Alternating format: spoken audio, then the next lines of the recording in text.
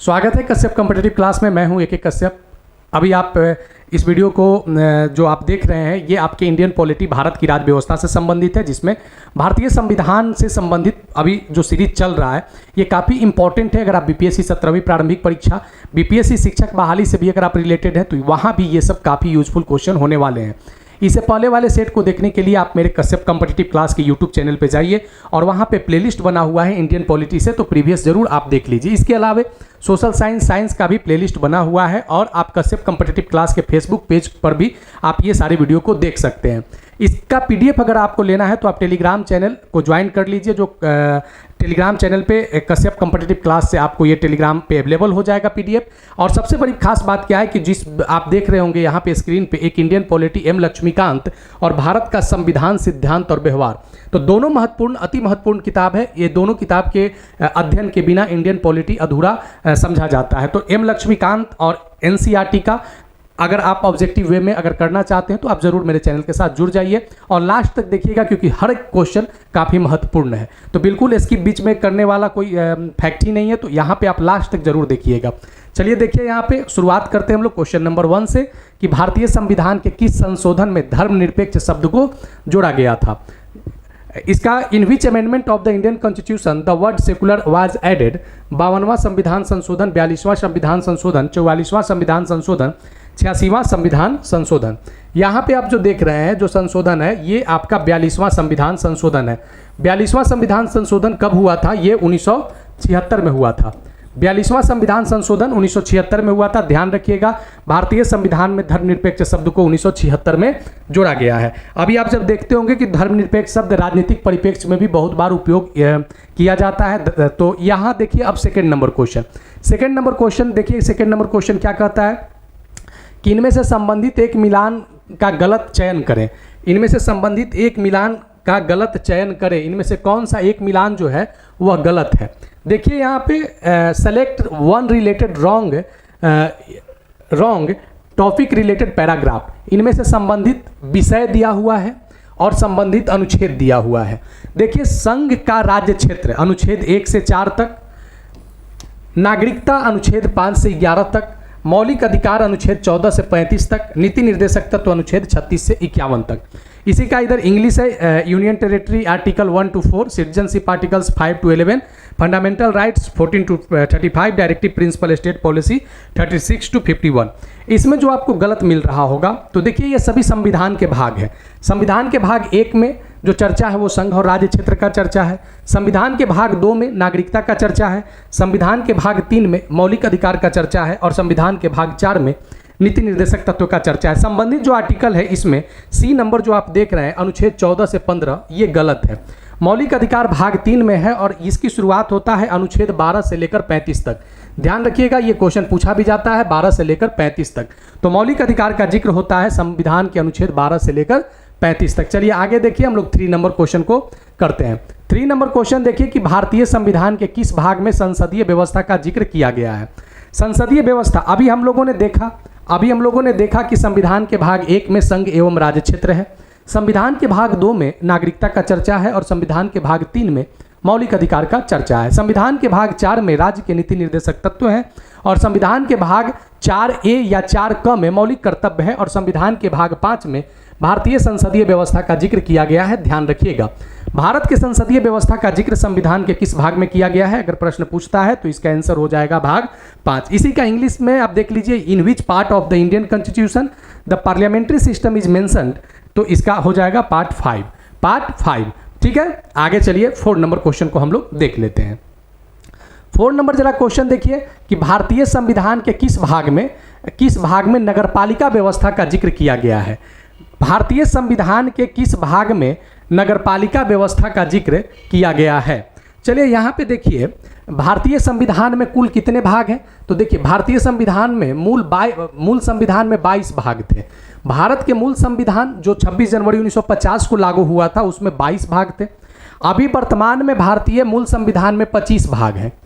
ठीक है, तो ये 25 भाग जो आप देख रहे हैं, तो इसमें जो आप नगरपालिका व्यवस्था का जो देख रहे हैं, ये नगरपालिका व्यवस्था का जो चर्चा किया गया है ये संविधान के किस भाग में चर्चा किया गया है? भाग 8, भाग 9, भाग 9A, भाग 10।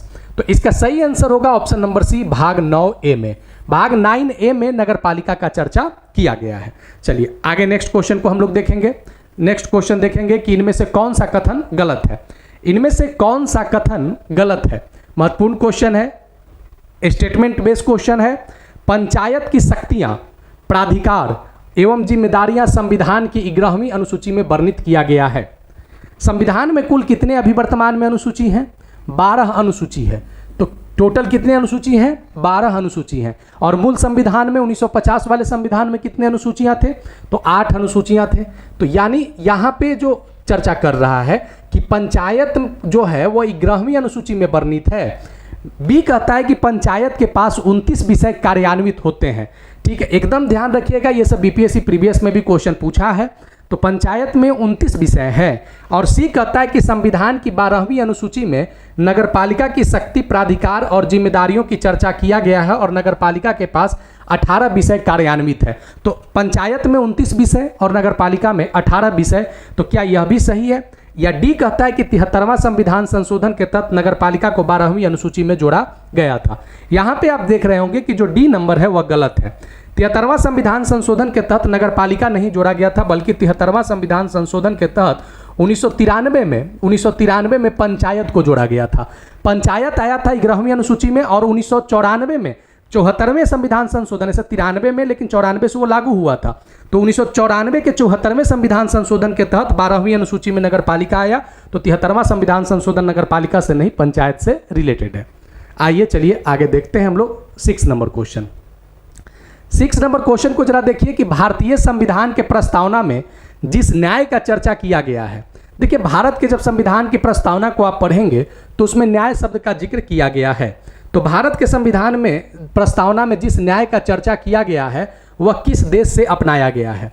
तो भारत के संविधान में जो न्याय का चर्चा हुआ है वह न्याय के 3 स्वरूप बताए गए हैं।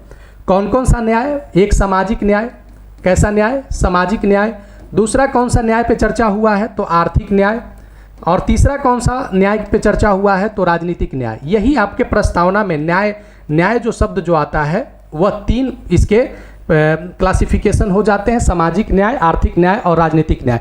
अगर न्याय न पूछकर अगर ये तीनों से अगर पूछ दे तो भारतीय संविधान के प्रस्तावना से ये तीनों शब्द जो न्याय से जुड़ा हुआ है ये कहाँ से आया है? फ्रांस, जर्मनी, संयुक्त राज्य अमेरिका, सोवियत संघ। तो इसका आंसर हो जाएगा डी, सोवियत संघ। ध्यान रखिएगा, इसका आंसर हो जाएगा सोवियत संघ। इसका आंसर क्या हो जाएगा? सोवियत संघ इसका आंसर हो जाएगा। चलिए आगे हम लोग देखते हैं। Next question 7 number. 7 number question को जरा यहाँ पे देखिए। 7 नंबर क्वेश्चन क्या है? भू सुधार और जमींदारी प्रणाली के उन्मूलन से संबंधित संविधान के किस अनुसूची में जिक्र किया गया है? भारत के आज़ादी के बाद जो सबसे पहला जो संशोधन किया गया था वह संशोधन किससे रिलेटेड था? भूमि सुधार यानी जमींदारी व्यवस्था से। भारत के संविधान में जो पहला संशोधन हुआ था वह 1951 में हुआ था। ध्यान रखिएगा, भारत के संविधान में लागू हुआ है 26 जनवरी 1950 को और पहला संशोधन हो गया है 1951 में। किस विषय को लेकर? तो भूमि सुधार और जमींदारी प्रणाली को उन्मूलन से संबंधित।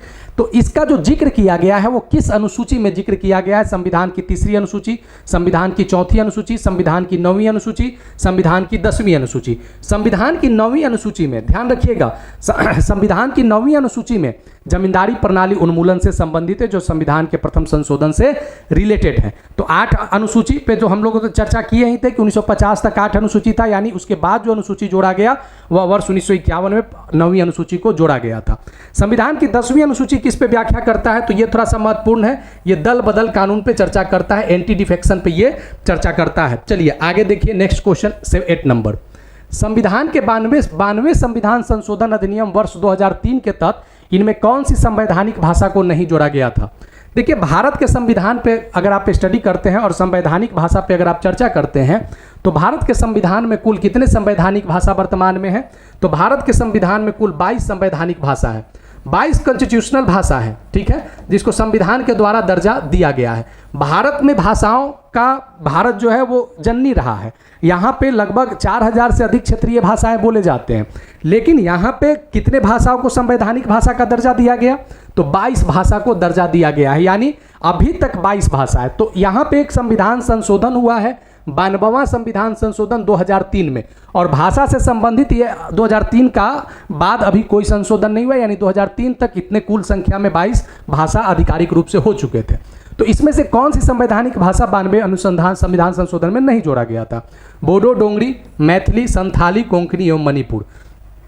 यहाँ पे जो आप देख रहे हैं ऑप्शन नंबर डी कोंकणी एवं मणिपुरी, ये नहीं जोड़ा गया था। यानी 92वां संविधान संशोधन में 4 भाषा जोड़ा गया, एक बोडो, दूसरा डोंगरी और तीसरा मैथिली और चौथा संथाली। तो ये जो आप मैथिली जो देख रहे हैं ये कहाँ से? बिहार की एकमात्र भाषा मैथिली को संवैधानिक दर्जा दिया गया है। एक बात और ध्यान रखिएगा, अगर आप बिहार से रिलेटेड एग्जाम को दे रहे हैं तो बीपीएससी में ये क्वेश्चन कभी कभी पूछा जा सकता है कि बिहार में सर्वाधिक कौन सी भाषा बोली जाती है, तो सर्वाधिक बोली जाने वाली भाषा भोजपुरी है। चलिए आगे देखिए, नेक्स्ट क्वेश्चन को हम लोग करते हैं 9 नंबर को। 9 नंबर क्वेश्चन पे जरा ध्यान दीजिए। 9 नंबर क्वेश्चन क्या कहता है कि संपत्ति के अधिकार को संविधान के भाग 12 में किस अनुच्छेद के तहत मूल अधिकार से इसे हटाकर कानूनी अधिकार बना दिया गया? देखिए ध्यान दीजिए, जब संविधान लागू हुआ था 26 जनवरी 1950 को, तो मौलिक अधिकार की संख्या कितने थे? 7 थे। कितने थे? 7 थे। एक अधिकार था संपत्ति का भी अधिकार, तो संपत्ति के अधिकार को हटा दिया गया और संपत्ति के अधिकार को मौलिक अधिकार से हटाकर कौन सा अधिकार बना दिया गया? कानूनी अधिकार या विधिक अधिकार। इसे विधिक अधिकार भी कह सकते हैं या कानूनी अधिकार भी कह सकते हैं। तो ये संविधान के भाग 3 में पहले था, संपत्ति का अधिकार भाग 3 में था, तो इसे हटाकर कहाँ कर दिया गया? भाग 12 में। ये यहाँ से भी एक प्रश्न पूछ सकता है कि संपत्ति का अधिकार संविधान के किस भाग में है, तो भाग 12 में।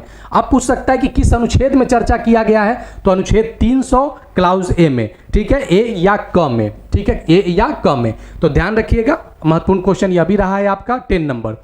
भारत में राज्य मिश्रित समाजवाद के संबंध में निम्नलिखित में से कौन सा उदाहरण सही है? देखिए भारत का संविधान कैसा है? भारत का संविधान मिश्रित संविधान है। भारत का संविधान न तो पूंजीवादी संविधान है और न ही भारत का संविधान साम्यवादी संविधान है। तो देखिए भारत के राज्य मिश्रित समाजवाद से संबंध में कौन सा कथन उदाहरण सही है? देखिए भारतीय समाजवाद लोकतांत्रिक समाजवाद है। भारतीय समाजवाद कैसा समाजवाद है? लोकतांत्रिक समाजवाद है, न कि साम्यवादी समाजवाद, जिसे राज्य मिश्रित समाजवाद भी कहा जाता है। ऑप्शन ए सही है। देखिए यहाँ पे दूसरा नंबर क्या कहता है कि लोकतांत्रिक समाजवाद मिश्रित समाजवाद में आस्था रखती है, जहां सार्वजनिक और निजी क्षेत्र साथ साथ रहते हैं। जैसे सार्वजनिक क्षेत्र में क्या हो गया? जैसे जो सरकार के द्वारा जो उपक्रम होते हैं वो सार्वजनिक क्षेत्र के हो गए, और निजी क्षेत्र जैसे जो कंपनियां प्राइवेट सेक्टर के होते हैं, तो दोनों मिलकर एक साथ काम करते हैं, जो अलग अलग उनके पार्टनरशिप होते हैं, और एक ही क्षेत्र में ये दोनों लोगों का एक ही क्षेत्र में ये दोनों लोगों का कार्य किए जाते हैं। तो ये जैसे सार्वजनिक क्षेत्र जो आप देख रहे हैं, तो ये सार्वजनिक और निजी क्षेत्र मिलकर क्या करते हैं? लोकतांत्रिक समाजवाद को मिश्रित समाजवाद की ओर बढ़ाते हैं, आस्था रखते हैं। भारतीय समाजवाद मार्क्सवाद और गांधीवादी से मिला जुला रूप है। अब महत्वपूर्ण क्वेश्चन है, भारतीय समाजवाद में मार्क्सवाद का भी है, मार्क्सवाद का भी देखने को मिलता है प्रतिबिंब, और गांधीवाद का, लेकिन गांधीवादी समाजवाद का ज़्यादा झुकाव है। भारतीय संविधान में गांधीवादी समाजवाद का ज़्यादा झुकाव है। तो इसमें जो कहता है कि डी इनमें से सभी, तो इसके सभी आंसर क्या हो जाएंगे? सही हो जाएंगे। बी भी सही है और सी भी सही है। ध्यान रखिएगा, बहुत अच्छा क्वेश्चन है ये, आपके स्टेटमेंट बेस्ड क्वेश्चन है। 10 क्वेश्चन है, आगे फिर करेंगे, टॉपिक पे तो हम लोग हैं ही, और कुछ महत्वपूर्ण करंट अफेयर का भी पार्ट और बहुत सारे इंपॉर्टेंट कंटेंट आपके साथ हम कर रहे हैं। और इसका आप पीडीएफ ले लीजिएगा, टेलीग्राम कश्यप कॉम्पिटिटिव क्लास को ज्वाइन कर लीजिएगा, फेसबुक पेज पे भी इस वीडियो को आप देख सकते हैं, कश्यप कॉम्पिटिटिव क्लास को आप फॉलो कर लीजिए, और मिलेंगे हम लोग नेक्स्ट टॉपिक नेक्स्ट वीडियो में। धन्यवाद।